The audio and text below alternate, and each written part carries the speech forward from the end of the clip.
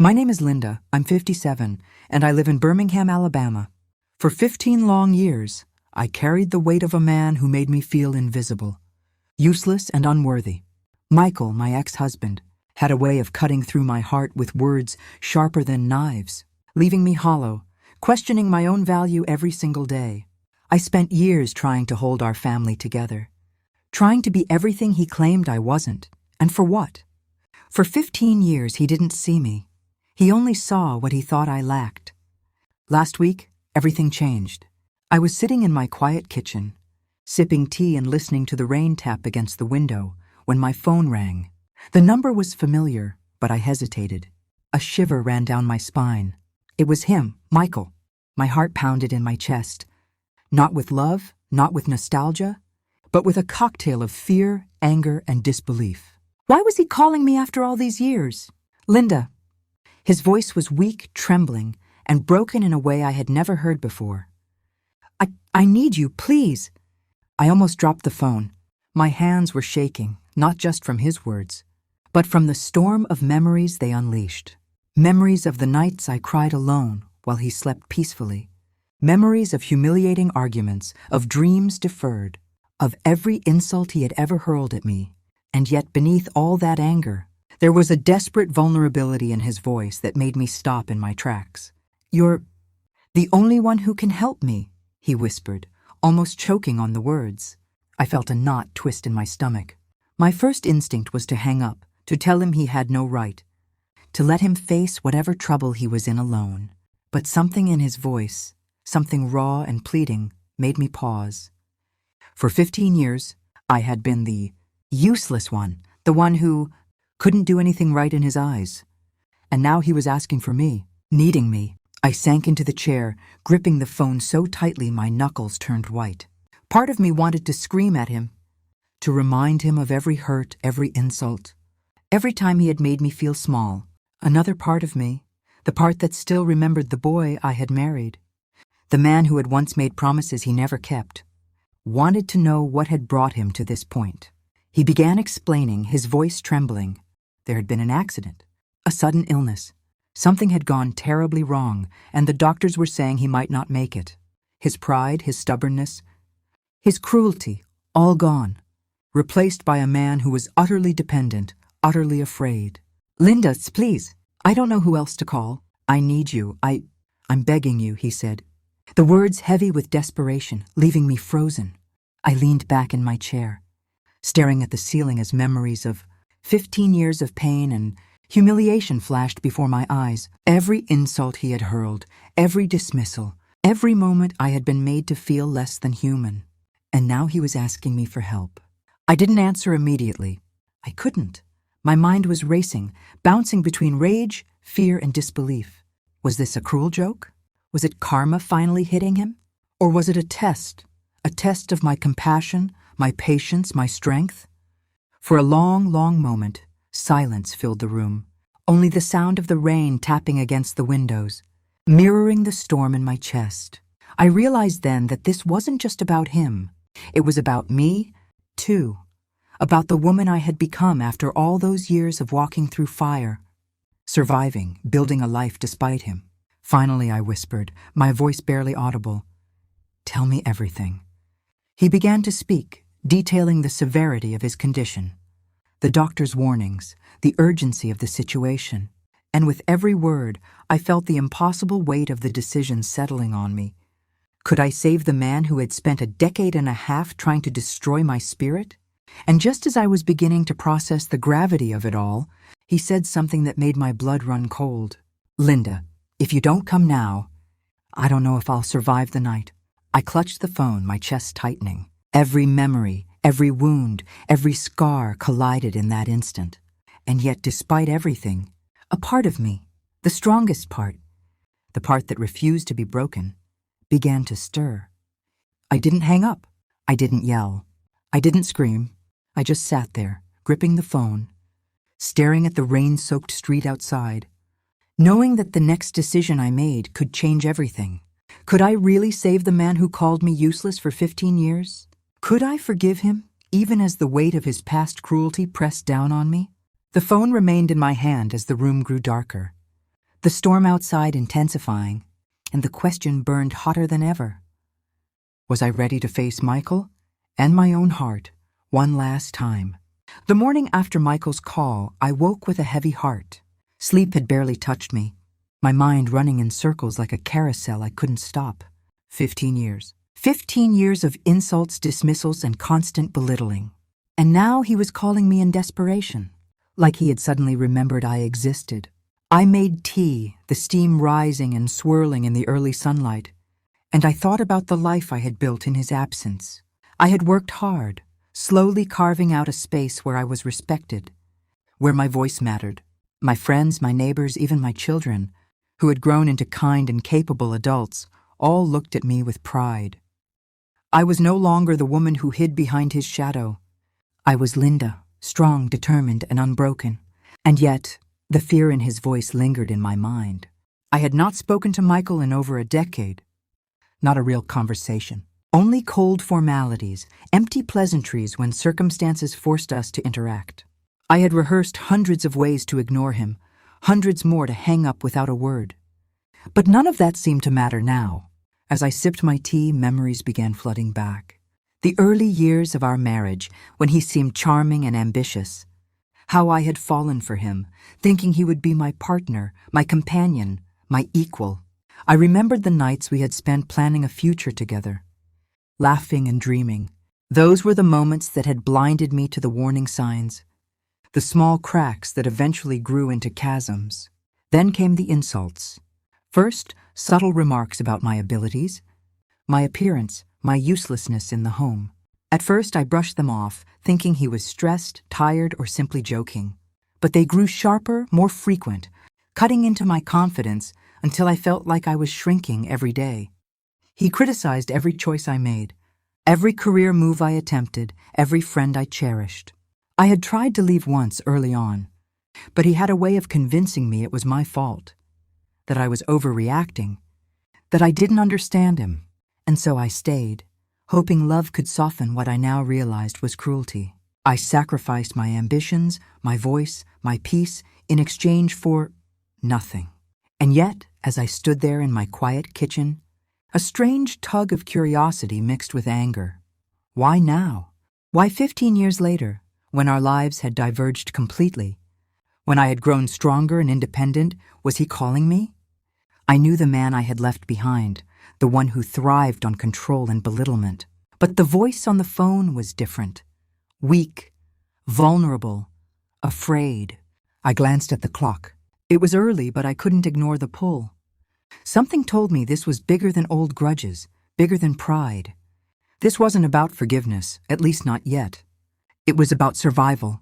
I walked to the window and stared at the street. The neighborhood quiet, the birds just beginning to stir.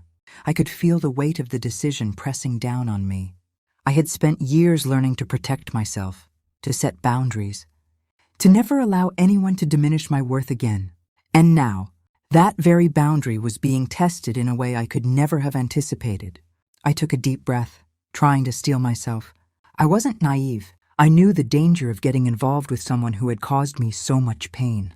But the vulnerability in his voice, it called to something deep inside me, something I thought I had long buried, a sense of responsibility, a flicker of the woman who once cared too deeply, too fully. And so I made a choice, not yet to forgive, not yet to reconcile, but simply to find out the truth. I would hear him out. I would see for myself what had driven him to this desperation. Little did I know that this decision would force me to walk through memories I had fought so hard to bury, confront anger I thought I had mastered, and face a man who had spent 15 years trying to destroy me. The journey was only beginning, and I could already feel it would change me in ways I wasn't prepared for. By late morning, I found myself pacing the living room, phone in hand, waiting for Michael to call back. The minutes felt like hours. I replayed his words over and over, weak, trembling, desperate. Something inside me wanted to tell him no, to let him face the consequences of his choices alone. And yet, a stubborn spark of curiosity, of duty, wouldn't let me turn away entirely. I remembered the times I had tried to stand my ground during our marriage. Times He mocked my decisions, laughed at my opinions, or dismissed my accomplishments. Those wounds were still raw beneath the surface. Every instinct screamed at me to guard myself, to protect my hard-earned peace. And still, I couldn't help thinking about the man who had once whispered promises in my ear, who had once held my hand in hope and dreams. Could that man still exist somewhere beneath the shell of cruelty and pride? The phone buzzed. It was a message from Michael. I hesitated before opening it. The text was brief, almost childlike in its simplicity. Please, I don't know what else to do. I'm at St. Mary's Hospital, room 412. I can't do this alone. I felt my stomach tighten. The words were loaded with desperation and fear. I could imagine him lying in that sterile hospital room, his pride stripped away.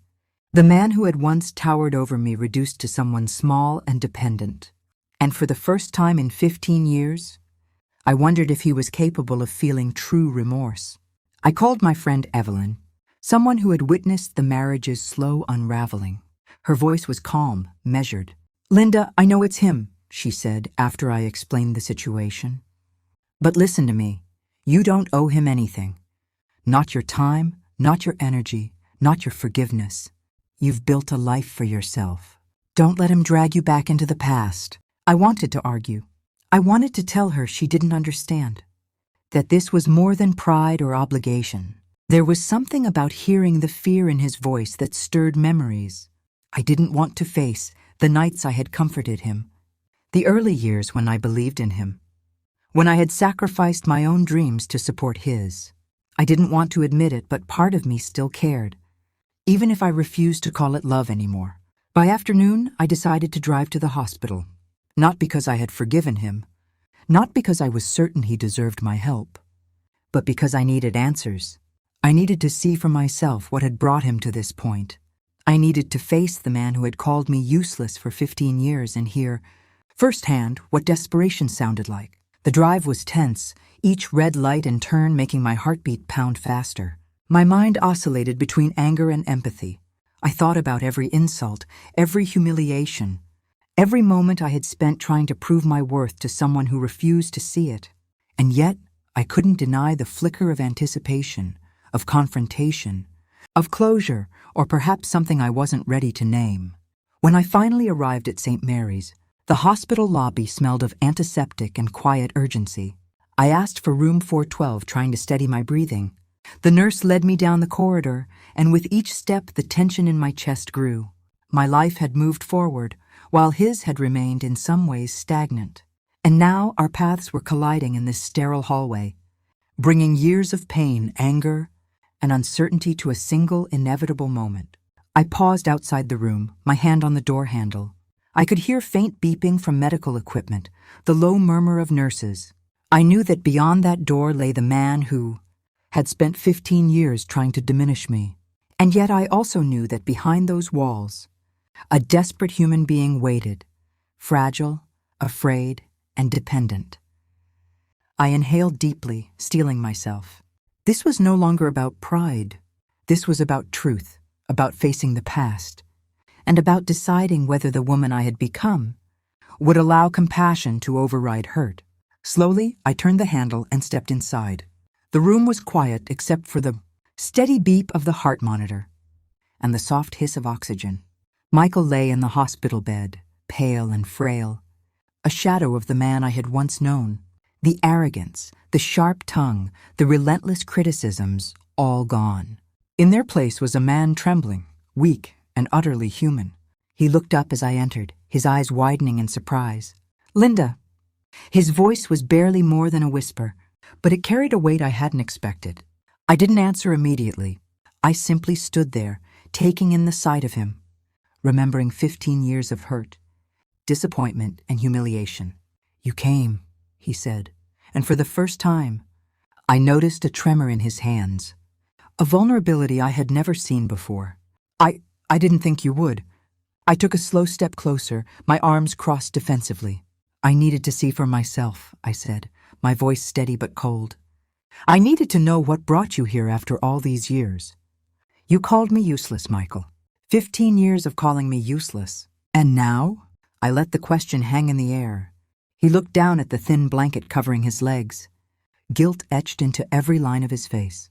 I know I hurt you, more than I can ever say. I was proud.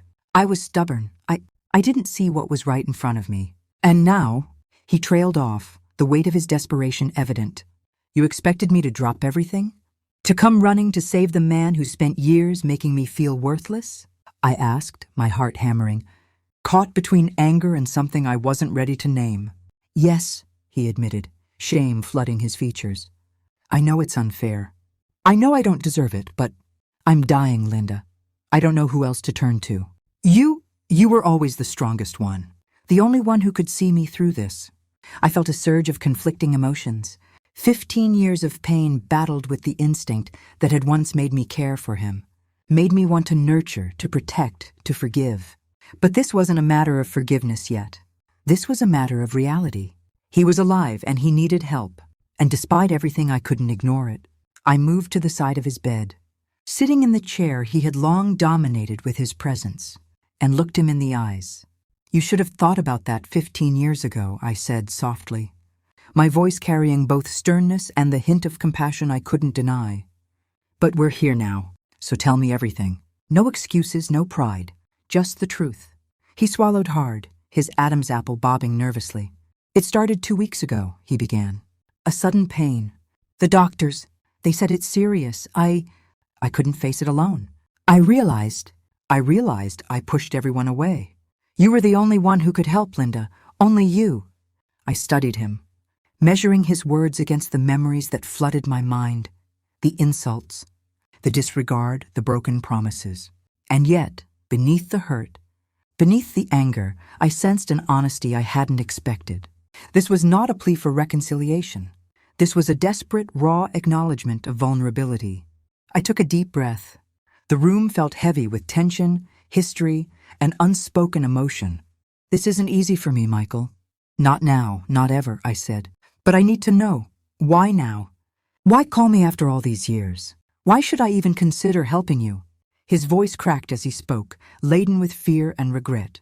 Because, Linda, without you, I won't survive. And I don't want to die hating myself for what I've done to you. I'm begging you, please.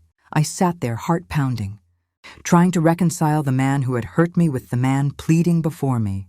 The choice loomed like a shadow in the room, a test of my strength, my morality, and the woman I had become. 15 years of history collided with the present, and the air seemed thick with tension, waiting for my answer. And in that moment, I realized that the decision I made next would change not only him, but also the course of my own life. The next morning, I returned to the hospital with a mix of resolve and unease. My decision to come yesterday had already set things in motion. Though I wasn't sure what that meant for me, Michael was still weak, still fragile, but there was a clarity in his eyes I hadn't seen in years. He seemed smaller, humbled in a way that made my chest ache. Not with pity, but with the weight of everything we had endured. I pulled a chair close to his bed, keeping a careful distance. How are you feeling today? I asked, though the question felt almost absurd. He was too fragile to answer in full sentences. And I already knew the truth. The illness was serious.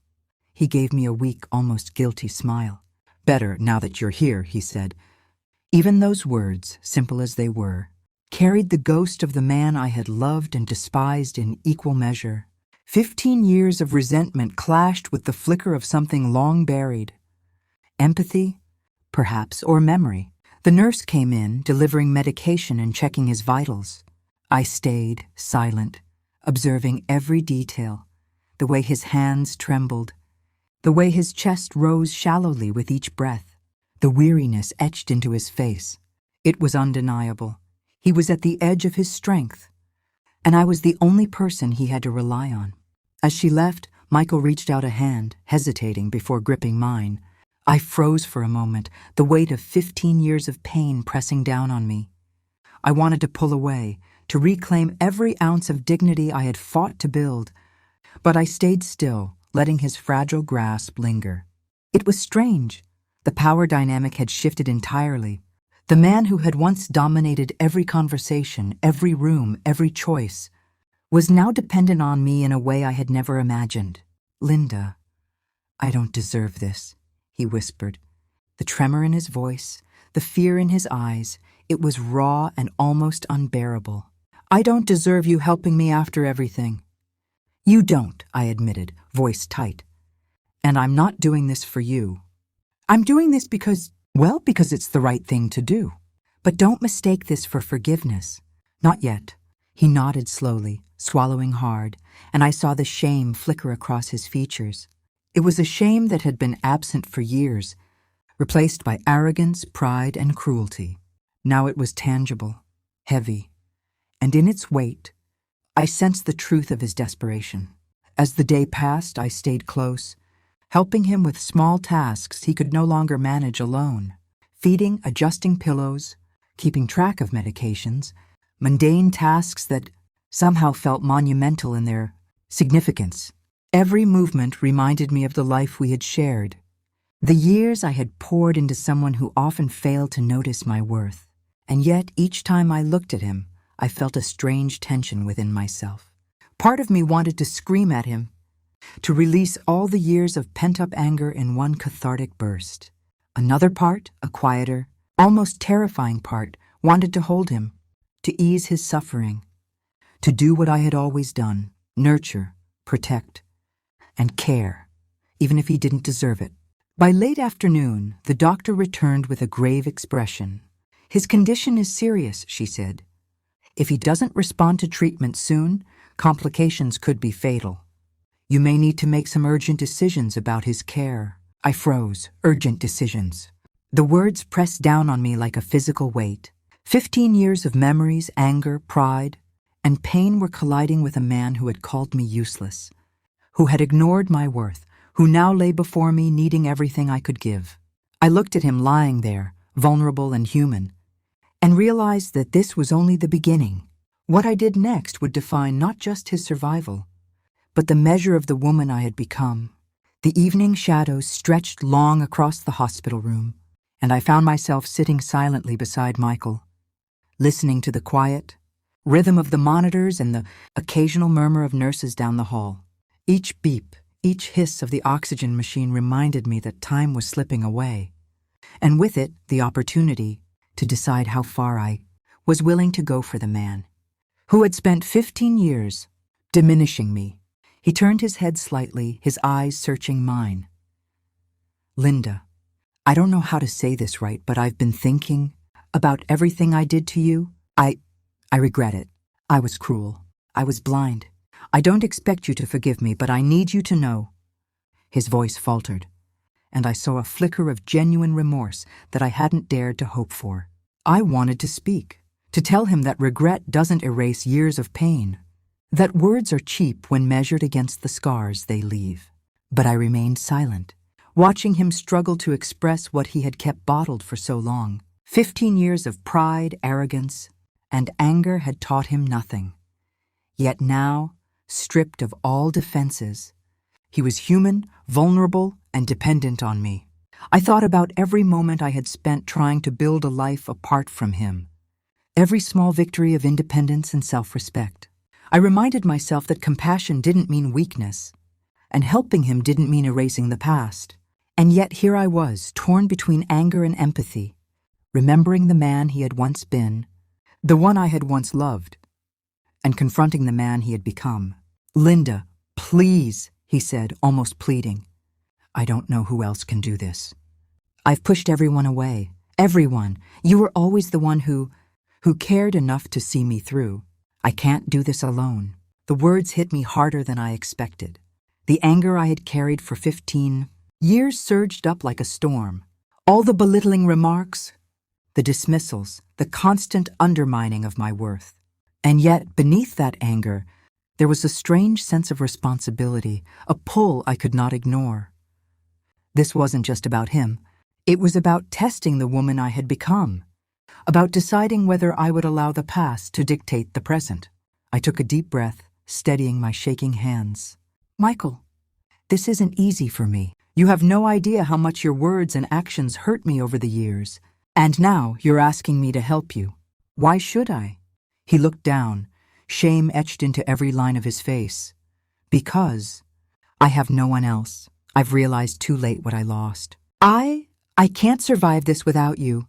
I'm asking, not as the man I was, but as someone who's finally aware of what he's done. I swallowed hard, my chest tightening. His plea was honest, but my heart reminded me of every scar he had left. Compassion warred with anger, and I felt the weight of the decision pressing down on me, heavier than anything I had faced in years.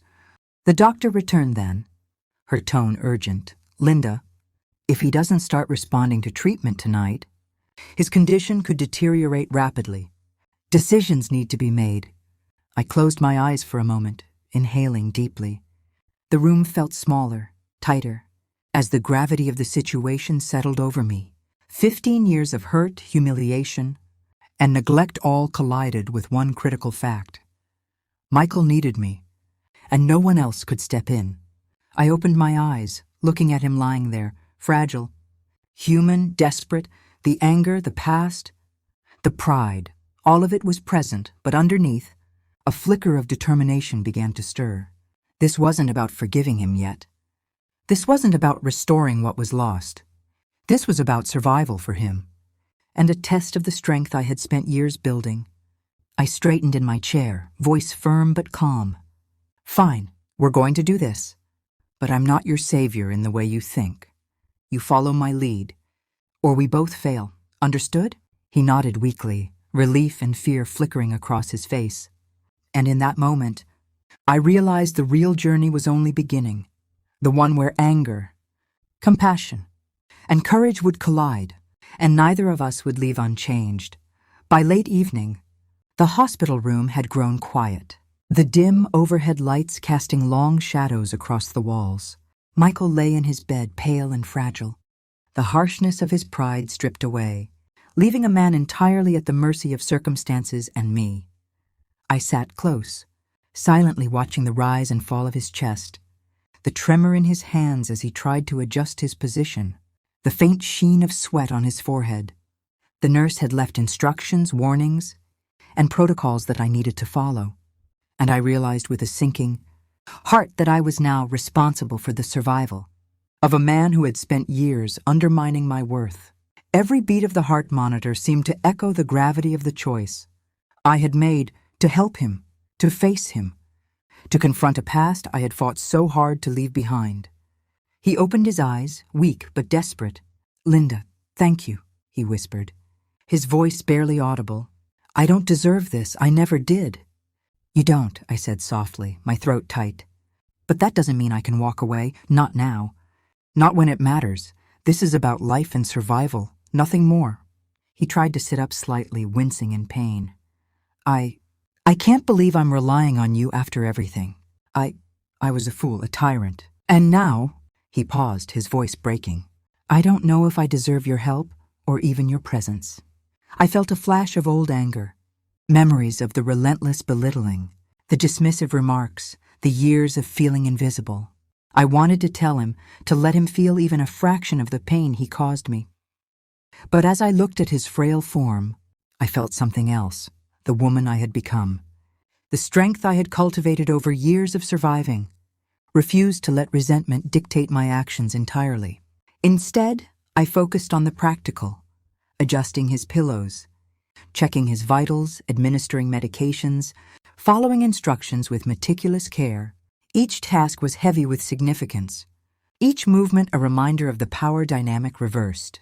15 years of dominance, arrogance, and cruelty now balanced on my ability to act decisively, efficiently, and without hesitation. And yet, as the night stretched on, I found myself listening to him, truly listening, for the first time in years. He spoke haltingly about regret, fear, and loneliness. He admitted failures I had long known about but never heard confessed. And in that confession, there was a strange weight, a raw honesty that demanded recognition, if not forgiveness.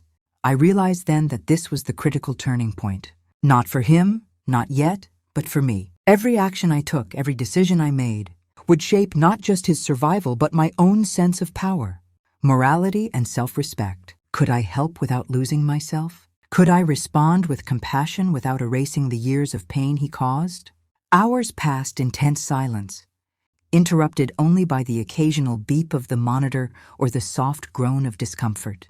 I stayed vigilant, every second reminding me that this was not a simple act of charity, but a confrontation with the man who had shaped so much of my past.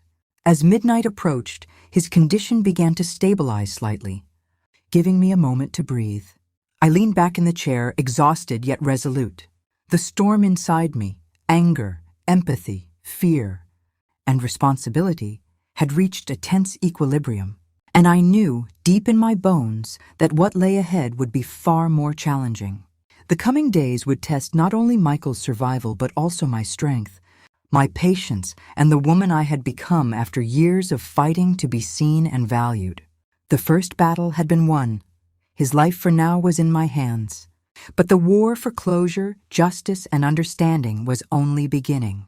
The next morning, sunlight filtered weakly through the hospital blinds, painting stripes across Michael's pale face. I sat by his side, exhausted but alert, my mind racing as I reflected on the night's events. His fragile state forced me to confront memories I had long buried, memories that shaped the woman I had become, the anger, the sorrow, the resilience. 15 years flashed before me like a relentless film reel. I remembered the first time he had called me useless, laughing at my attempts to manage the household.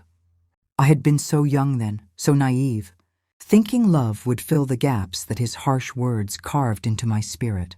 But love had not been enough. 15 years of being diminished, ignored, and belittled had left scars that never fully healed.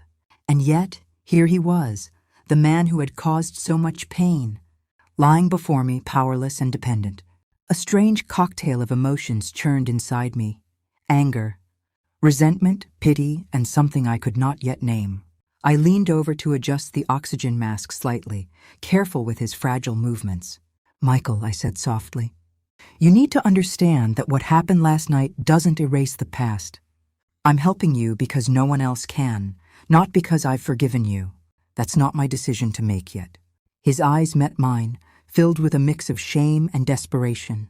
I know," he murmured, his voice barely audible. "And I don't expect forgiveness. I need a chance to survive, to make things right somehow." I studied him, my chest tightening. Make things right? The words sounded foreign in the sterile hospital room. Could he truly change? Could the man who had spent 15 years, dismissing me suddenly, become someone worthy of respect, or even reconciliation? The thought both terrified and intrigued me. I decided to take the first step cautiously. "We'll start slow," I said firmly. "You follow my instructions. You do exactly what I say. Every step matters now. If you want to survive, I need your cooperation." He nodded weakly, and I noticed the subtle tremor of fear and acceptance in his posture. For the first time in years, I held the power, not in anger or pride, but in life itself. Hours passed as I guided him through basic movements, medication schedules, and even simple breathing exercises. Each task reminded me of the power shift. The man who once dominated my life now relied entirely on my presence, my decisions, my attention, and with each passing moment, the storm inside me, anger, hurt, and resentment, remained unresolved, simmering beneath a thin layer of practicality. As the afternoon light waned, I allowed myself a brief moment of reflection. I realized that my presence wasn't just about saving him physically. It was also about confronting the past, understanding my own strength, and testing the boundaries of compassion. Could I save a man who had tried to break me without breaking myself in the process? And then a quiet thought settled deep in my mind. Surviving this wasn't just about him. It was about me, too. About reclaiming power, asserting control over my own choices, and standing firm in a world that had tried for 15 years to diminish my worth. I glanced at him, frail and fragile, and whispered to myself, "This is only the beginning." The night fell again, thick and suffocating, the fluorescent hospital lights casting a harsh glare over Michael's fragile form. I sat close, my fingers lightly brushing his hand as I adjusted the blanket. Every movement reminded me of the years I had lost, years spent enduring his constant criticism, his dismissive tone, his belief that I was incapable of anything worthwhile. And now here I was, responsible for the very man who had caused me so much pain. Memories began flooding back. The nights I had cried quietly in our bedroom, muffling sobs into my pillow so he wouldn't hear. The mornings I had risen early to prepare breakfast for him, only to hear him scoff at my efforts. The relentless insults that ate away at my self-worth. 15 years of being told I was nothing, worthless, useless. And yet, despite all that, part of me remembered the man I had once loved, the man I had fought to support, even when he gave nothing in return. Michael stirred, his eyes fluttering open. Linda. His voice was weak, broken, carrying a vulnerability I hadn't seen in years. I never truly realized. He paused, as though searching for the words that could undo the past. How much I hurt you. I looked at him, my chest tightening. Realizing isn't enough, Michael, I said softly, yet firmly. You had 15 years to see me, to value me, to respect me. Now you're here, fragile, scared, and expecting me to care. You need to understand, my presence isn't about forgiving you. It's about doing what needs to be done to save your life. Tears glimmered in his eyes, and I felt a pang of something I didn't want to name. Guilt, regret, perhaps even shame. 15 years of cruelty, arrogance, and disdain had led him to this point. And for the first time, he was stripped bare of all defenses, completely reliant on me. Linda, I know I don't deserve you. I don't deserve anything, he whispered, his trembling hand reaching toward mine. But I need you, please. I can't do this alone. I pulled back slightly, the anger flaring within me, fueled by 15 years of hurt. And yet beneath the anger, a strange determination settled, a reminder of the woman I had become. Strong, resilient, unyielding. This wasn't about him anymore. It was about my own boundaries, my own choice, my own power to decide how much of myself I would invest in this man who had caused me so much pain. I helped him sit up, guided him through the exercises the nurse had taught me, and ensured he was comfortable. Each task was heavy with significance, a subtle assertion of control, a silent reminder that the past could no longer dictate my present. Hours passed in tense silence, punctuated by shallow breaths, occasional coughs, and the quiet hum of the heart monitor. And with each hour, I felt the weight of responsibility pressing down, the knowledge that his survival now rested squarely on my shoulders. As midnight approached, I allowed myself a brief reflection. 15 years of bitterness, anger, and resentment had shaped me into a woman who could stand firm, even in the face of desperation and manipulation. This was more than care. It was a test of strength, of moral conviction, and of my ability to navigate the complicated, dangerous waters of a man who had once tried to break me. And deep inside, I realized one terrifying truth. Surviving this night, helping him through this illness, would demand more from me than I had ever anticipated. The coming days would force me to confront everything, the past, the present, and the fragile possibility of redemption for someone who had long thought themselves untouchable. By the early hours of the morning, the hospital room had fallen into an eerie quiet, broken only by the soft beeping of monitors and the occasional shuffle of nurses in the hallway. Michael's breathing was shallow, uneven, each inhale a struggle. I sat beside him, exhaustion pressing down on me, but I refused to leave his side. This was the moment where the past and present collided, where years of pain and resentment met the raw urgency of life and death. He shifted slightly, wincing, and reached out a trembling hand.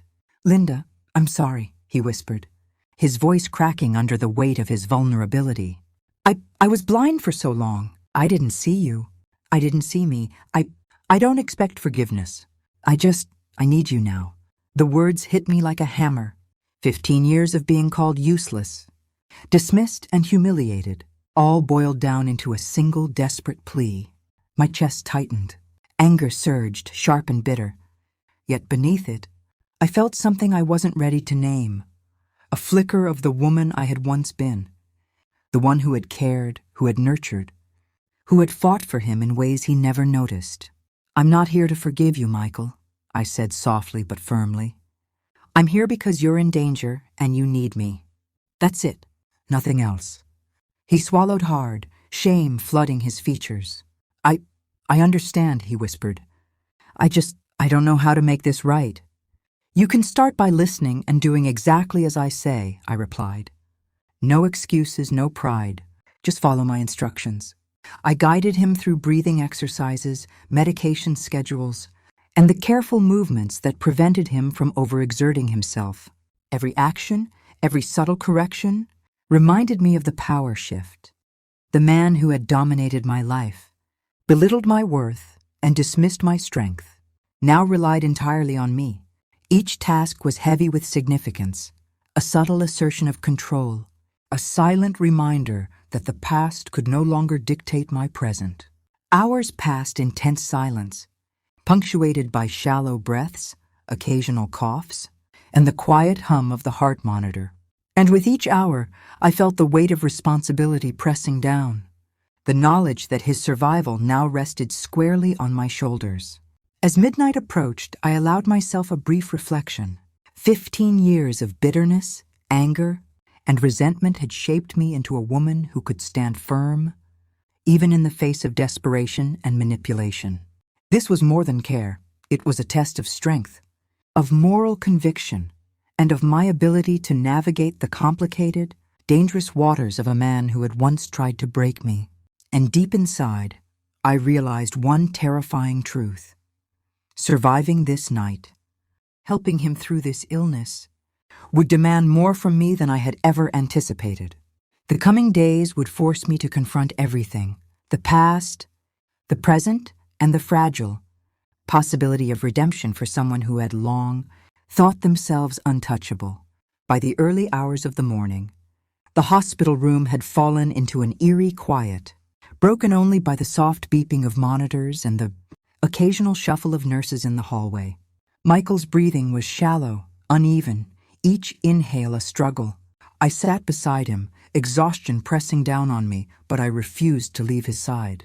This was the moment where the past and present collided, where years of pain and resentment met the raw urgency of life and death. He shifted slightly, wincing, and reached out a trembling hand. "Linda, I'm sorry," he whispered, his voice cracking under the weight of his vulnerability. I was blind for so long. I didn't see you. I didn't see me. I don't expect forgiveness. I need you now." The words hit me like a hammer. 15 years of being called useless, dismissed and humiliated, all boiled down into a single desperate plea. My chest tightened. Anger surged, sharp and bitter. Yet beneath it, I felt something I wasn't ready to name. A flicker of the woman I had once been. The one who had cared, who had nurtured, who had fought for him in ways he never noticed. "I'm not here to forgive you, Michael," I said softly but firmly. "I'm here because you're in danger and you need me. That's it, nothing else." He swallowed hard, shame flooding his features. I understand," he whispered. I don't know how to make this right." "You can start by listening and doing exactly as I say," I replied. "No excuses, no pride. Just follow my instructions." I guided him through breathing exercises, medication schedules, and the careful movements that prevented him from overexerting himself. Every action, every subtle correction, reminded me of the power shift. The man who had dominated my life, belittled my worth, and dismissed my strength, now relied entirely on me. The irony wasn't lost on me, and a small, private satisfaction stirred inside, hidden beneath layers of fatigue and tension. Hours passed. His condition remained critical, yet stable enough for me to take a brief pause. I leaned back in the chair, my eyes on him, and reflected on the twisted, painful history between us. The man before me was no longer the one who had tormented me for 15 years. He was broken, humbled, dependent, human in a way that demanded both compassion and caution. I realized then that my role in this story was not just about saving him physically. It was about navigating the emotional battlefield we had long avoided. Every decision I made, every command I issued, every moment I stayed by his side, was a test of my strength, morality, and resilience. Could I save him without losing myself? Could I care without forgiving? Could I survive this without surrendering the hard-earned boundaries I had built over years of struggle? Michael shifted again, weakly reaching for my hand. I allowed him a fleeting touch, feeling the tremor in his fingers, the desperation in his eyes. The room felt heavy, as if time itself had paused, forcing me to confront the impossible, the collision of past wounds with present responsibility. And deep down, I knew one thing with terrifying clarity. The days ahead would demand more from me than I had ever faced. Not just patience, not just strength, but the courage to confront a man who had called me useless, to save him without letting him destroy me in the process. I took a deep breath, steeling myself. This was only the beginning. The real test, the battle of past versus present, anger versus compassion, was far from over. The next morning, the hospital corridor felt colder than usual. The fluorescent lights flickering faintly as I approached Michael's room. I had spent the night in a restless haze, monitoring him, pacing the floor, grappling with memories and emotions that refused to settle. 15 years of insults, neglect, and humiliation weighed heavily. Yet they were now tangled with the stark reality. His survival rested in my hands. He was still in bed, pale, eyes half closed, the frailty of his body laid bare. The arrogance that had once filled every corner of his presence was gone, replaced by weakness, fear, and dependence. And yet, even as I watched him, I felt no rush of pity. This wasn't about him. It was about the responsibility I had chosen to shoulder, the moral and emotional stakes that had suddenly become mine. I approached cautiously, setting a tray of medications on the bedside table. "Michael, you need to take these," I instructed, voice firm but controlled. "I'm not here to negotiate. You follow my instructions or we fail." He nodded weakly, the faintest tremor running through his hand as he reached for the pills. His eyes flicked up to mine, pleading, desperate, and I felt that strange, unavoidable tension, the collision of anger, past hurt, and a flicker of empathy I could not yet define. "You've changed, Michael," I said quietly, testing the waters. "But change isn't forgiveness. It's a start, maybe, and you still have a long way to go." "I know," he whispered, each word heavy with exhaustion. I just want a chance. Please, just let me try." I watched him swallow the medication, my chest tightening. 15 years of disregard, of constant criticism, had shaped him, yes, but it had also shaped me, a woman who had survived, endured, and grown stronger in the process. And now, my strength, patience, and judgment were being tested like never before. Hours passed as I guided him through exercises, monitored his vitals, and kept track of medications. Every small task was a silent assertion of authority, a reminder that the man who had once belittled me now relied entirely on my care. It was a bitter irony, but one that fueled a sense of quiet satisfaction beneath the exhaustion. Midday brought a knock at the door, a doctor with a grave expression. "His condition is unstable. If we don't act quickly, complications could become irreversible," she said. Her words left no room for hesitation, no room for doubt. The reality was stark. Michael's survival depended on immediate, decisive action. I felt the weight settle fully on my shoulders. 15 years of history, 15 years of pain, and now the ultimate test of my resilience, patience, and moral judgment. I glanced at him lying there, fragile, vulnerable, desperate. The anger, the resentment, the hurt, all simmered beneath the surface, yet I knew that my next steps would define not only his life, but the measure of the woman I had become. I straightened, resolve hardening. "We're going to get through this," I said firmly, voice steady. "But I'm in charge now. Every choice, every decision, mine. You follow, or we fail. Understood?" He nodded weakly, relief and fear mingling in his expression. And in that tense, silent moment, I realized this was more than just a battle for survival. It was a confrontation with the past, a test of my strength, and a defining moment for the woman who had spent 15 years being called useless. The real challenge was only beginning. By late afternoon, the hospital room had taken on a tense, suffocating atmosphere. Michael's breathing had grown shallow again. the faint rasping sound carrying an urgent warning. I stood by his bed, monitoring every flicker of his chest, every subtle movement of his trembling hands, every blink that betrayed fatigue and fear. The nurse had left detailed instructions, but instinct and years of careful observation had become my guide. He opened his eyes weakly, searching for reassurance. "Linda, I don't know if I can do this," he whispered, voice breaking. "I feel so weak, so helpless." "You can do this," I said, trying to infuse my voice with authority and calm. "But you're going to have to trust me completely. No excuses, no hesitation. If you want to survive, you obey every instruction. Understand?" His lips quivered. "I understand," he murmured. But even as he said it, I could see the doubt, the lingering pride, the fear that had always ruled him. 15 years of arrogance and dismissal had left deep scars. And now, in this fragile state, the reality of dependence seemed almost unbearable for him. I guided him carefully through the breathing exercises, holding his hand when the tremor in his fingers grew too strong to ignore. Every small task, adjusting his pillows, reminding him to sip water, guiding him through physical therapy exercises, carried the weight of history, each movement a silent reminder of the power dynamic reversed. The man who had spent a decade and a half belittling me was now utterly reliant on me, and the realization was both bitter and empowering. Hours passed and the sun began to set. Michael's condition remained precarious.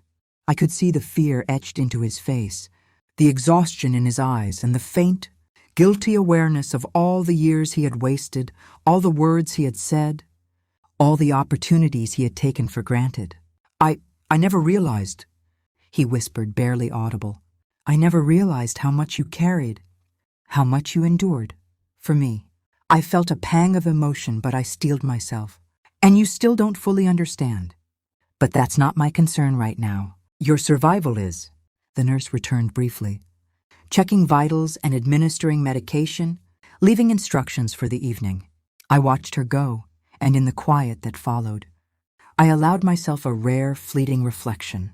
15 years of pain, humiliation, and disregard had built me into a woman capable of holding life and death in her hands, and yet this was more than physical survival. This was emotional endurance, moral strength, and the courage to face a man who had once defined my self-worth and survived unbroken.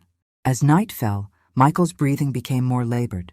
I adjusted the oxygen mask, monitored the machine, and guided him to a sitting position when the shortness of breath intensified.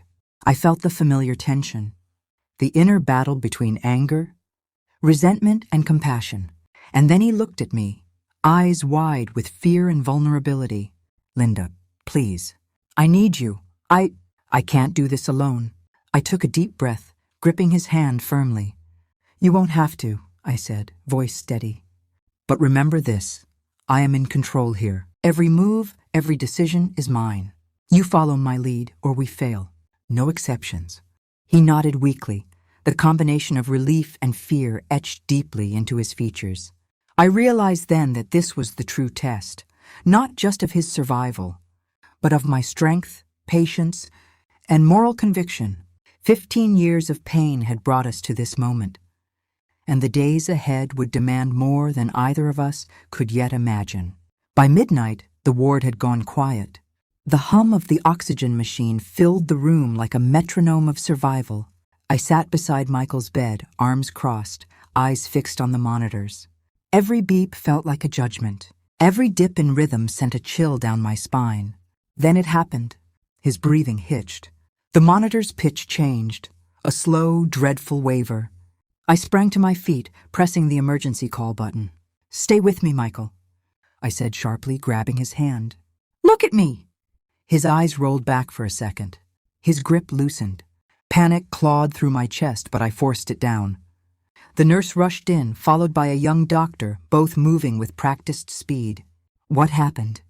the doctor asked, checking his vitals. He started gasping. "Then the machine spiked," I said, my voice steady though my hands trembled. They adjusted his oxygen, injected something into the IV. I stood in the corner, watching, helpless yet fiercely alert. Minutes dragged. The doctor barked orders. The nurse adjusted tubes. And finally, the monitor's rhythm steadied again. The doctor turned to me. "He's stable for now," he said. "But his body is exhausted. It's going to be a long night. Keep him calm. Talk to him." I nodded, though the words "keep him calm" sounded almost cruel after all this. When they left, I pulled a chair close again. Michael's eyelids fluttered open. His face was pale, drained of arrogance. "I saw something," he whispered weakly. "Like a dark tunnel. I thought I was gone." I swallowed hard. "You're not gone yet. You still have a choice, to live or to give up. But I'm not fighting for you if you won't fight with me." He nodded faintly, tears slipping down his cheeks. "I'm sorry," he said. "For everything. For the words. The silence. The pride. You didn't deserve any of it. It should have been satisfying. It wasn't." His apology felt like a bandage on an open wound that had never really healed. "Don't waste your strength on apologies," I said softly. "Save it for breathing." But when I turned away to fix his blanket, tears burned at the corners of my eyes. I'd prayed for this moment, for recognition, for closure. Yet standing in it, I only felt tired, empty. The years of pain, the loneliness, the quiet resilience. They had made me strong, yes, but they had also hardened parts of me I didn't know how to soften anymore. By 2 a.m., he had drifted into a shallow sleep. I watched him, the rise and fall of his chest finally steady. I leaned back in the chair, exhaustion pressing down on me. For the first time, I allowed myself to rest, not because I trusted him to survive, but because I finally realized his fate was no longer my burden alone. When dawn crept in through the blinds, painting the room with a thin silver light, I whispered to myself, 15 years of pain. And now it's my turn to heal. Michael stirred, whispering my name again. This time, not as a command, not as an insult, but as a plea, and maybe finally as respect. Morning sunlight filtered through the blinds, soft and almost deceptive, painting the hospital room in a pale glow. Michael slept fitfully, murmuring my name between shallow breaths. I sat beside him, rubbing his hand gently, careful not to wake him fully. The events of the past few nights weighed heavily, but for the first time, I felt a flicker of control. Not over him, not over his life, but over the space between us, over my own choices. I remembered the first morning after his collapse. How fragile he had seemed, how desperate, and how completely dependent on me. That memory brought a strange mix of anger and power. 15 years of being belittled had left scars, but surviving this moment had awakened something else, a recognition of the strength I carried within me, the authority I had over my own life and over the chaos of his illness. Michael shifted slightly, groaning. His eyes fluttered open, and I met his gaze immediately. "Good morning," I said softly, though firmly. "How are we feeling?" He blinked, weak and disoriented. "Alive." "Barely," he whispered, his voice hoarse. There was no pride, no arrogance, only the raw, human vulnerability I had been waiting to see. For 15 years, I had witnessed him at his most self-centered, his most dismissive. Now I was witnessing him at his most honest, his most human.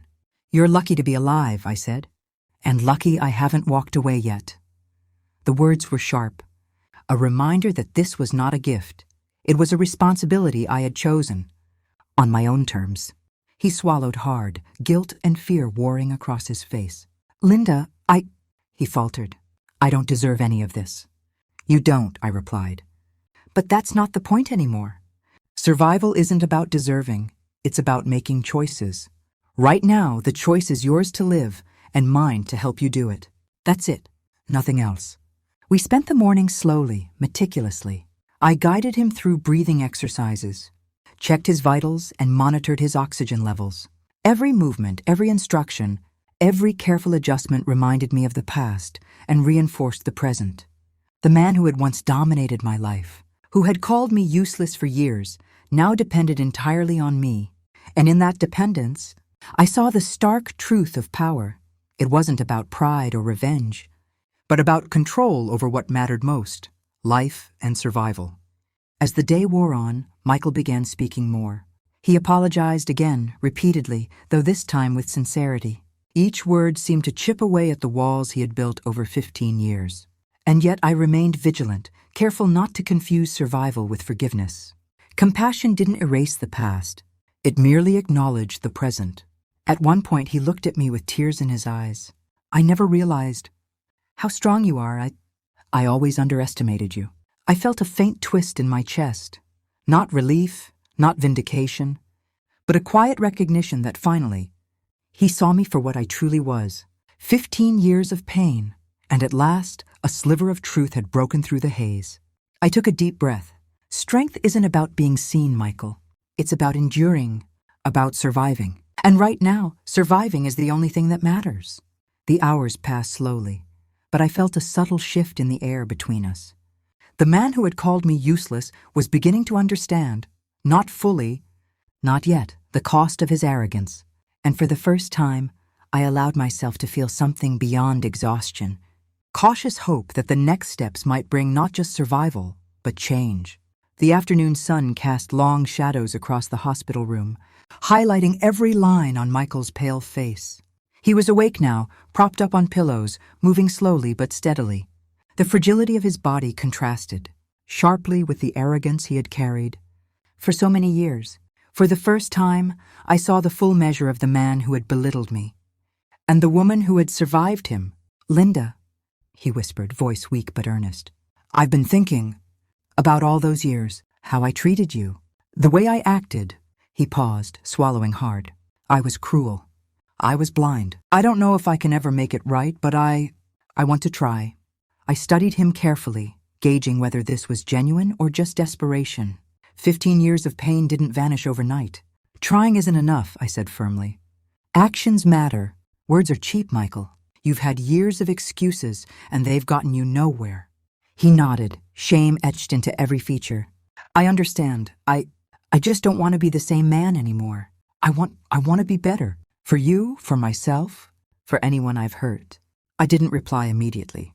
The quiet in the room was heavy with tension and memory. I remembered the nights I had cried alone, the mornings I had forced a smile while he sneered, the countless times I had endured insults that no one else saw. And yet, here he was, fragile, afraid, and finally admitting his failings. I'll believe it, I said slowly, when I see it. Not before. Survival doesn't erase the past. Your actions moving forward will define what kind of man you are. He took a shaky breath, nodding again. I'll do whatever it takes. I don't want to be alone in this. Not now. I adjusted his pillows, checking the monitor, and handed him a glass of water. The simple act of care felt heavy with significance. 15 years of belittlement had ended, not with confrontation, but with him lying helpless, entirely dependent on me. And in that dependence, I held power, not in revenge, not in anger, but in the choice to guide, to protect, to demand accountability. Hours passed as I assisted him with physical therapy exercises, guided him through medication schedules, and encouraged him to eat small portions. Each action was a test of his willingness to follow instructions, a test of his sincerity and a test of my own patience. The woman who had endured his insults now controlled the pace, the structure, and the very survival of the man who had once called her useless. And yet, beneath the control, a subtle shift was happening. Michael's eyes held more than fear and guilt now. There was recognition, respect, tentative acknowledgement that for the first time, he had someone in his life who would not tolerate lies, arrogance, or cruelty, someone who expected him to rise, if only he could. As night fell, I allowed myself a quiet reflection. 15 years of pain had not been erased, but they had shaped me into a woman capable of holding life and death. Pride and humility, anger and compassion, all in one steady hand. And as Michael's breathing grew steady in the dim light, I realized something else. This was no longer just about him surviving.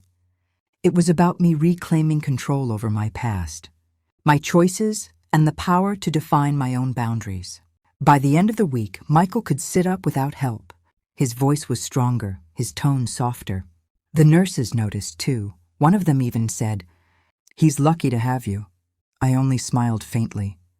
Lucky wasn't the word I would have used. He watched me often now, not with suspicion or disdain, but with quiet observation, as if he was finally seeing me through clear glass instead of warped reflection. Sometimes he'd start to speak, then stop, as though searching for the right words. That evening, as I was arranging his dinner tray, he said, "You know, I used to believe strength meant control. That being a man meant never needing anyone. I thought depending on you made me weak." I glanced up, meeting his eyes. "And now? Now I know weakness was pretending I didn't." He gave a small, tired smile. "You carried both of us, Linda. I just didn't have the courage to admit it." His voice cracked on my name. For the first time in years, I didn't feel anger in response. I felt a quiet ache, a sad kind of recognition for the boy he must have once been before pride twisted him. But compassion didn't mean surrender, and I reminded myself of that with every breath. I sat down, folding my arms. "You're learning, but don't mistake my care for reconciliation. Forgiveness takes time, if it even comes at all." He nodded, the gravity of my words settling over him. "I understand," he said quietly. "But I'll keep showing you. Every day if that's what it takes." The room fell silent again, broken only by the rhythmic beeping of the heart monitor. Outside, rain began tapping against the window, soft and persistent. It was strangely fitting, cleansing, but cold. I leaned back in the chair, exhausted yet grounded.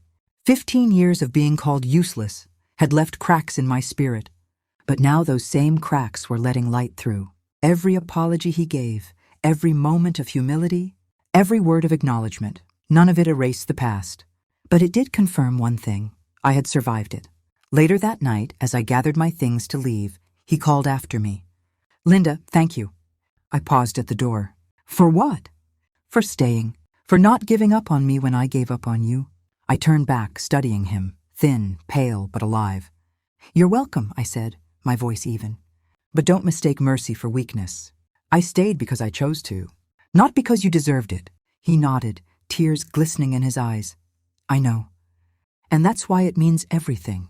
I left the room then, the sound of rain following me down the corridor. Each step felt lighter, though the weight of 15 years still lingered somewhere in my chest. Maybe forgiveness wasn't a single act. Maybe it was a long road paved with boundaries, strength, and slow, deliberate grace. That night, lying in my own bed, I whispered into the dark, "God, if this is healing, let it be complete. But let me never forget who I became in the fire." Outside, the rain kept falling, steady, cleansing, relentless. The morning air outside the hospital smelled of wet pavement and fresh beginnings. Michael was sitting in the wheelchair, looking more alive than he had in years, though still cautious. The nurses fussed over him, but I stayed close, a silent anchor in his new fragile world. 15 years of disdain and bitterness had led to this moment. Him dependent, humbled, and perhaps, for the first time, truly aware of the consequences of his actions. He turned to me, a faint smile tugging at the corners of his lips. "I know I've been—" "Impossible," he admitted, voice soft but steady. "I see now how much I demanded from you without giving anything back. And I—" His words faltered as he searched my face, looking for a reaction. "You see it," I said flatly. "That's the first step. But seeing it doesn't erase the years of damage. It doesn't change the past." He nodded solemnly. "I know. But I want to make it right. Starting today, if you let me." I studied him carefully. 15 years of insults, neglect, and arrogance couldn't be undone in a day. And yet, there was a sincerity in his eyes I hadn't seen before, a raw honesty that demanded recognition. I realized that my role had shifted. I wasn't just his caretaker anymore. I was the guardian of my own boundaries, the one defining how much of myself I allowed back into his life. As he slowly maneuvered his wheelchair down the corridor, I walked beside him, guiding him gently through each step. Each movement, each careful instruction, was a reminder of the reversal of roles. The man who had once called me useless now depended entirely on me. Yet his presence no longer provoked anger. It demanded discernment, patience, and a cautious form of trust. He glanced at me, hesitation in his eyes. "Linda, do you think maybe we could start over?" I stopped walking and met his gaze firmly. Start over doesn't erase history. It doesn't make the years of neglect vanish. It only gives us a chance to redefine what comes next. Carefully, deliberately, and on my terms. Michael swallowed, a flicker of relief mingling with fear. "I'll follow your lead," he said quietly. "I'll do whatever it takes. I don't want to lose this chance." I nodded, internalizing the weight of my own words. This was not forgiveness yet, not trust fully earned.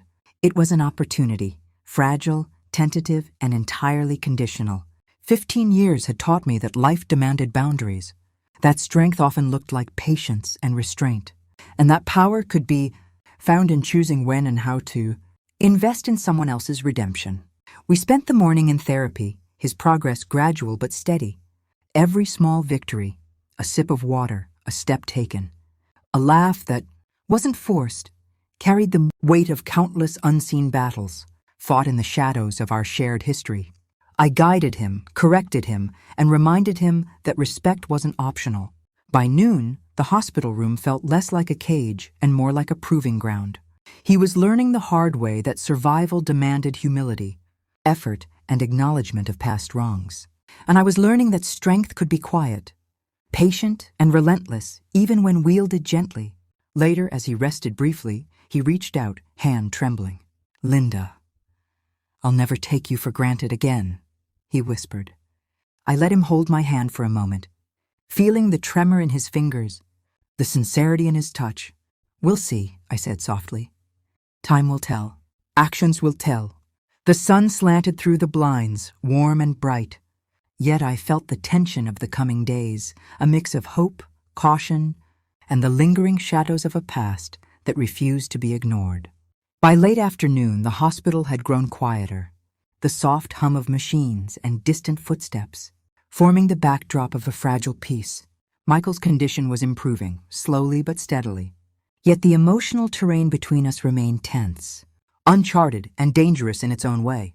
He had begun speaking more freely, cautiously probing for signs of forgiveness or acceptance. "Linda, I have been thinking about everything," he said, voice barely above a whisper.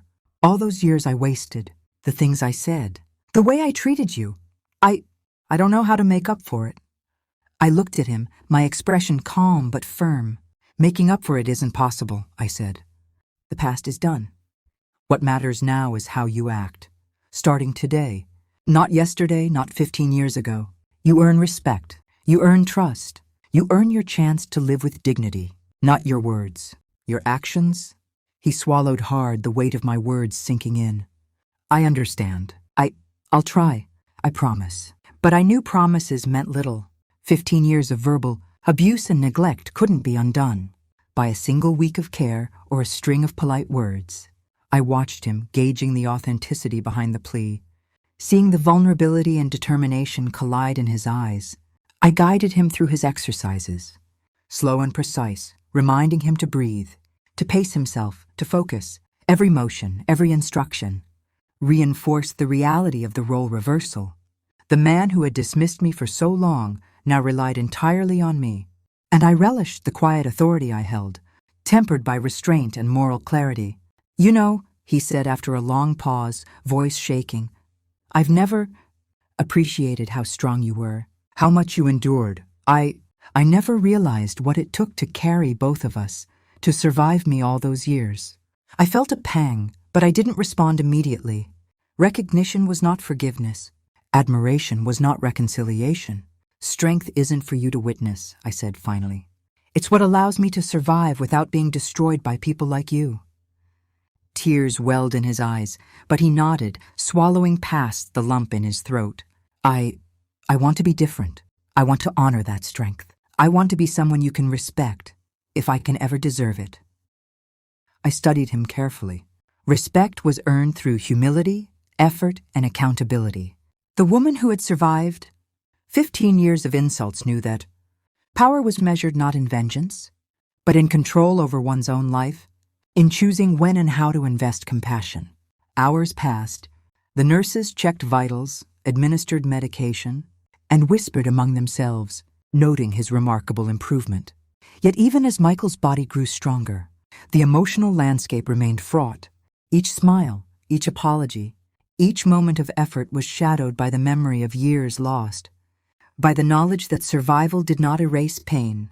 Finally, as evening approached, Michael spoke again, quieter, more honest. "Linda, I don't want to fail this time. Not with you, not with me. Please, guide me, teach me. Let me prove I can be different." I took a steadying breath, feeling both the weight of authority and the fragile possibility of change.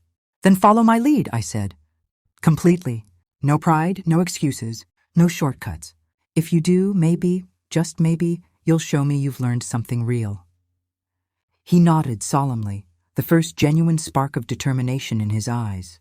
For the first time, I sensed the possibility of redemption, but only if he could face the long, unflinching road ahead. Night had fallen, and the hospital room was cloaked in quiet shadows. Michael was sitting upright, his hands resting on the blanket, eyes focused on mine as if searching for permission, for approval, for a sign that he had earned the right to exist in my presence without fear of judgment. "You're pushing me hard," he whispered. "I feel like I'm under a microscope." I let out a short, controlled breath. "You are. Not because I want to punish you, Michael, but because survival and growth demand it. 15 years of carelessness, arrogance, and pride didn't vanish overnight. If you want a chance to redeem yourself, and maybe even to survive this, you follow the rules. No shortcuts, no whining, no excuses." He nodded solemnly. I understand." The silence stretched, heavy and tense, as I watched him struggle to move his legs during therapy. Every step was deliberate, cautious, a reminder that he had been broken physically and emotionally, and that the responsibility to heal rested partially on my shoulders. I guided him with steady hands, correcting posture, adjusting movements, reminding him to breathe. "You know, Linda," he said quietly, "I never thought I'd be the one depending on you. The one who needs you. The one," his voice faltered, "who has no control." "You're learning," I said simply, though my heart tightened at the admission. "Control isn't about pride, it's about responsibility. And responsibility is earned. You're starting to understand that now, slowly." For hours we worked in silence, interrupted only by his groans or the beep of the monitor. And yet, amidst the labor, a subtle transformation became evident. He wasn't just surviving, he was listening, adjusting, observing. He began to hesitate before acting, thinking before speaking, recognizing the weight of his presence. Finally, when exhaustion threatened to overwhelm him, I sat him back against the pillows. "Look at me," I said firmly. "You've done well today, but remember, this is only the beginning. Actions matter. Every choice, every word, every step from here on out counts." Tears welled in his eyes, and he whispered, I don't deserve this. I don't deserve you." "You don't," I said. "But you have it. Because I chose it, not because you earned it yet. But maybe, if you continue, you will." He nodded, swallowing hard. "I will, I promise." That night, as I watched him drift into a restless sleep, I felt the weight of the past 15 years pressing against the present. 15 years of being called useless, dismissed and overlooked, had not vanished. But tonight I allowed a quiet satisfaction to surface, the recognition that I had survived the worst he could throw at me, and now I held the power to shape the next chapter. I whispered into the darkness, more to myself than him, "You may be learning, Michael, but I am teaching, and this time the lesson is mine to give and yours to earn." The hum of the oxygen machine filled the room, steady and rhythmic. Outside, rain began again, soft, relentless, and for the first time in a long while, I let myself feel the fragile possibility of peace, tempered by caution, but undeniably present. Morning light spilled softly into the hospital room, illuminating the quiet transformation that had taken place over the past weeks. Michael sat upright in bed, his posture stronger, his eyes clearer, his voice steadier. The arrogance that had once defined him was gone, replaced by a humility that still trembled with fragility. For the first time in 15 years, he looked at me not with disdain or entitlement, but with acknowledgement, fear, and respect. I adjusted the blanket around his shoulders, watching the small movements that now carried weight and intention. "You've done well," I said, my voice steady but calm. "Not because you deserve praise, but because you've shown me that survival can be met with effort, accountability, and reflection." That is what counts. He swallowed, his throat tight. Linda, I can't believe how much I needed you. I never thought I would owe my life to the woman I treated like nothing for 15 years. I am so sorry.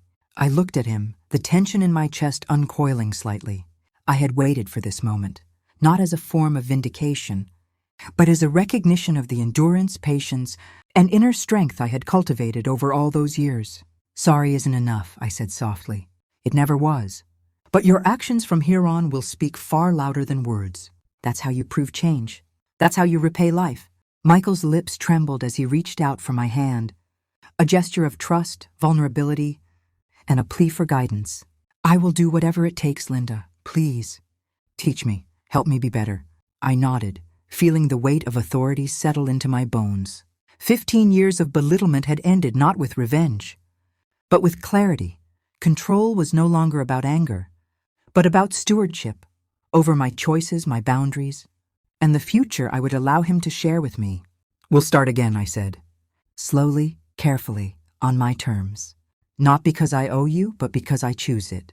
Hours passed as we moved through therapy, conversations, and the small rituals of recovery. Michael began to speak more honestly, reflecting on his mistakes, recognizing the depth of his failings, and taking deliberate steps toward redemption. I watched, noting the subtle shift in his demeanor, the way he paused before speaking, the care in his movements, the hesitation replaced by sincerity. And yet, beneath the progress, I felt the faint hum of caution. 15 years had left scars that neither of us could forget. My strength had carried us this far, but it would also protect me from allowing the past to repeat itself. Compassion was not weakness. Forgiveness was not automatic. Trust was not granted freely. It had to be earned day by day, action by action. In the late afternoon, as Michael rested, I allowed myself a quiet reflection. The years of insults, of dismissal, of silent endurance, they had shaped me. They had fortified me in ways I could never have imagined. And now, standing at the intersection of past pain and present responsibility, I realized that my power lay not in vengeance, but in choice. I could choose to guide, to nurture, to enforce boundaries, or I could choose to walk away. And today, I chose both, to guide, yes, but with an unyielding sense of self-respect. Michael stirred, eyes opening to meet mine. Linda, thank you, he said, voice softer than ever, for staying, for everything. I let the words linger in the room, knowing that while survival was his, empowerment and moral authority were mine. You're welcome, I replied. But remember, this isn't about gratitude. It's about accountability. You will continue to earn every moment, every breath, and every ounce of respect I grant you. He nodded, understanding without words. The silence that followed was not empty. It was heavy with reflection, redemption, and the cautious hope that the future could be different. As I stood to leave the room, I whispered quietly, almost to myself, 15 years of pain, 15 years of endurance, and now finally clarity. Healing is not just his, it's mine too. Outside, the rain continued to fall, gentle yet relentless, washing the streets and the windows with a promise of renewal. I stepped into the corridor, each footfall deliberate, carrying the weight of history and the strength to shape what came next. 15 years had tested me. 15 years had tried to break me. And now, standing here, I realized something profound. The woman who survived him, who endured the worst of his pride and cruelty, was stronger, wiser, and more unstoppable than he could ever imagine. Michael called my name softly one last time before the nurses returned with his next set of instructions. I paused, glanced back, and offered a measured smile. Stay alive, keep learning, and never forget who carries the power here. He nodded, tears brimming in his eyes. Not shame, not resentment, but a quiet acknowledgement of the woman who had survived everything he could throw at her. I stepped out into the light of the new day, letting the cool air wash over me. And for the first time in years, I allowed myself to breathe fully, knowing that survival, strength, and dignity were mine to keep forever. If this story touched you, please like, comment, and subscribe for more. Comment justice for her if you felt her strength. Comment she deserves better if you agree with me.